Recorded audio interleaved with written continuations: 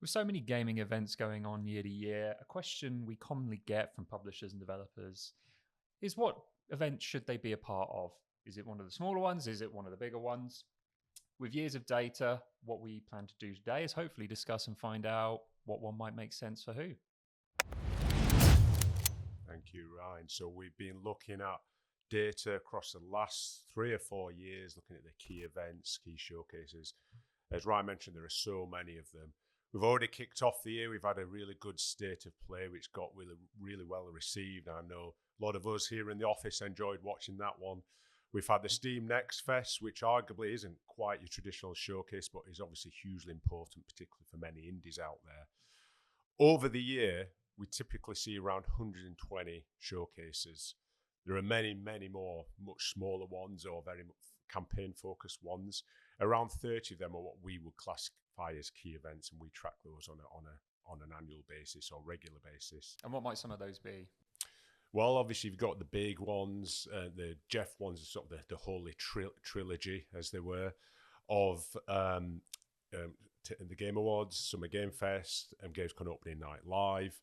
Then you've obviously got your first-party state of plays, which tend to be a little bit more focused on your higher-profile titles, but that doesn't mean to say there isn't opportunity for indie titles as well.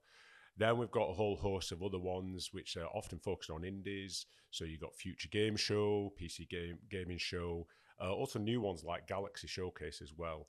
So a whole host of different ones, and really sort of picking which one's more suitable for your title is actually could be quite a challenging task. So across these 30 events last year, we had almost 1,200 announcements for games. Some of those were across multiple shows, but you can see that this is, a huge thing. And gamers as well are highly engaged. In fact, over 70% of gamers last year engaged in at least one of the major showcases. So, it is a big deal. But then I suppose another angle that you could approach it from is it absolutely necessary to be part of these shows? Or perhaps could you do your own standalone show, or is there another option out there? Yeah, and I think you see all publishers doing their own key beats, as it were. A lot of the bigger publishers obviously prefer to go for these key shows, and we'll go through the profile of those titles. But I think one of the key things what these shows and streams bring is the numbers of the streamers themselves, not just the attention around it, but they are getting significantly high number of streams. So the Game Awards, just watching the stream itself, got over 40 million streams, and that's just on YouTube and Twitch. That doesn't include things like Amazon Prime, which it did for the first time last year. Plus all the additional exposure around that as well, the influencer follow-ups and the breakdowns. State of Play got over 10 million views. Future Game Show last year, one of their top shows got over 2.5 million, and even things like Galaxy Showcase are approaching 1 million views. That's just for the stream alone and people restreaming it. Okay. While those are big numbers, let me come at it from a different perspective. When I'm watching these shows, for example, if I'm watching the Game Awards, they are quite lengthy and they can have a lot of announcements in them. And granted, this is just me and my memory may be terrible, but I struggle to remember a good majority of what's in those shows. And have you seen any evidence that is a problem that's widespread, and the big games will stand out in a show like that, and some that are in the middle or some that are on the smaller side will struggle? Yeah, that's a very good point. Some of the shows we see have 70, 80 titles in it. It's very difficult for viewers and gamers who are following up afterwards to remember what was featured in that show. It's quite easy for a game to get lost. We've done a lot of analysis and research, particularly across Jeff Keighley's shows, in terms of recall rates, and typically the average recollection rate is about 20%. But some of the titles can go above 50%, the really high-profile titles, where some indie titles can be 10, 15% or even below in some cases. And do you feel timing and positioning in the show can have an impact on that as well?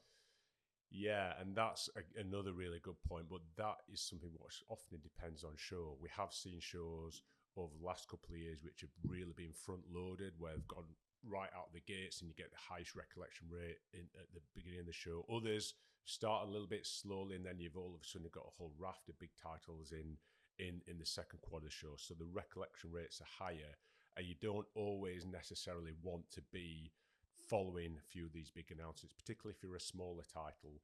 Likewise, you don't want to be positioned in a show where perhaps a number of similar titles next to each other. We did see, I think, at the Game Awards 2024, where there were so many what we would classify as similar mid-tier titles, and a lot of those got lost, and the average recollection rate is actually similar to that of an indie title. So it is a bit of a minefield. It's not always in your control, so it's something, you know, really is worth bearing in mind when making a decision when to go for these shows, particularly the bigger shows. So you mentioned 120 plus events throughout the year. Is there a point in the year, a window in the year that makes the most sense or tends to be the most fruitful for a game publisher or developer? Yeah, what we see is a bit of a steady start to the year. Like I said, we've already had the State of Play, which was, you know, hugely interesting this time around. But I think the key month we see is June, you know, obviously filling that E3 void. And then, funnily enough, we have pretty much no major events in July, obviously coming into the holiday period.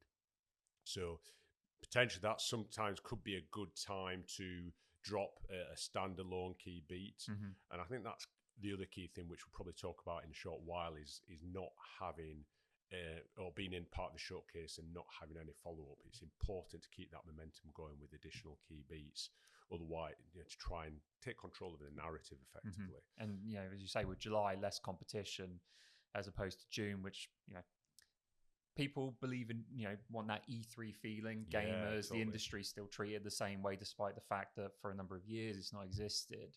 So are you saying you're looking for the gaps in the market, the actual opportunities, as opposed to trying to be a part of those more higher density moments? Yeah, it's something we touched on earlier. I think that is, you know, it's the balancing act, isn't it? Of going in shows which are going to bring those eyeballs, but also trying to find some room to breathe in that sort of packed calendar and these packed showcases. But, you know, for the rest of the year, we do see sort of it, you know, fairly evenly spread out. And obviously we accumulate in December with the Game Awards. We often in November have a couple of first party streams from Xbox showcases and PlayStation State of Play. So throughout that, we've got a whole bunch of indie ones. You know, Galaxies have gone for the April, October, which I think is, you know, quite a clever tactic for them to go through those, you know, spring and autumn events. So you talk about how being a part of these shows can be very important to a product's campaign, but what is it that you're measuring? What is it that a publisher and developer are looking for as an end result of being a part of these shows? I think the key thing is using these shows as a springboard to create that buzz, create that hype, using that to build. So obviously you want to get as much press coverage as possible. You want to get as much social media coverage. And like I say, you want to create that buzz. So obviously there's some shows which, you know, they have a significant amount of buzz around. You know, things like the Game Awards, we see across all the titles in there, almost 50,000 press articles and social media posts around the titles featuring that show alone. But you will get even some of your smaller shows, you're going to get a significant amount of buzz. So it's building on that, trying to get that coverage, trying to get that excitement and then that anticipation for your game coming out. And we can break that down by title as well. You know, we've worked with a number of clients who really want to specifically see exactly to the nth degree who's picking up the coverage for their show. You know, what's the reach of that coverage across both social media and press. So it is, as I mentioned before, effectively a springboard to boost that buzz, boost that coverage, and measure against your targets. And are you seeing different types of audiences for different shows, or is it tend to be the same sort of viewers show to show? Yeah, I mean, in terms of title breakdown, I think you obviously get your big shows which have a much more of an AAA following and a mid-tier following. But obviously there are those which are more dedicated to indie. You do tend to get your small indie shows maybe a little bit more PC focused, a little bit more heavier gamers get involved in those, whereas your high profile shows tend to draw in a wider gaming demographic. Some people who may be typically only interested in major franchises, for example. So yeah, there is definitely, you know, from our consumer research on Guru, we've definitely seen slightly different demographics across these different showcases. Mm-hmm. We talked previously about different shows having a different balance of title tiers from AAA, mid-tier indie. Would you say that an indie or even a mid-tier, there's a level of intimidation to be a part of these shows that perhaps lean a little bit more on the big AAAs because they're sharing the spotlight essentially with companies that have bigger budgets, just bigger everything? Yeah, I think there is an element of potential intimidation around such big titles getting lost, just not being able to get any sort of share of voice there. And we do see, some of the first party shows in particular, Xbox Showcase hasn't traditionally had big indie representation. The Game Awards, on the other hand, does. I mean, now and again, you do get some sort of notable indie titles, but again, you're up against, potentially 60 plus other titles. So it's a big consideration. It's a big investment for an indie to go in these shows. So you could say it could be a little bit of a gamble, but at the same time, the upside, if it goes well, if it works, is pretty considerable because, if you can get that buzz and be that almost standout indie title, then you're going to get all the coverage off the back of that as well. We see things like Future Games Show, which are really strong for indie titles, PC Game Show, Galaxy Showcase. They're looking at over sort of 80% of their titles are indie. We don't really see any AAA titles. It's just not the right place for them. So I think, as you said, the other way around, going the other, as an indie show, should I go for one of these real high-profile shows? That's something which would need careful consideration, but the potential upsides are significant. To go back to your point, though, about looking for those gaps out there to take advantage of those points, could there be an opportunity for a AAA publisher with a AAA title to use a show like Future Games Show being the biggest dog, in the yard, basically? Yeah, I don't think AAA publishers are going to use that as their first port of call. But we have seen, like the Future Game Show, PC Gaming Show, where we have had the odd AAA title land, and it does raise the profile of the overall show. So I think it can work. It's not going to be the focus. There are going to be better shows in the main for those titles, but I think it can work and it can help elevate the overall show. A topic that we can't seem to escape as an industry is AI.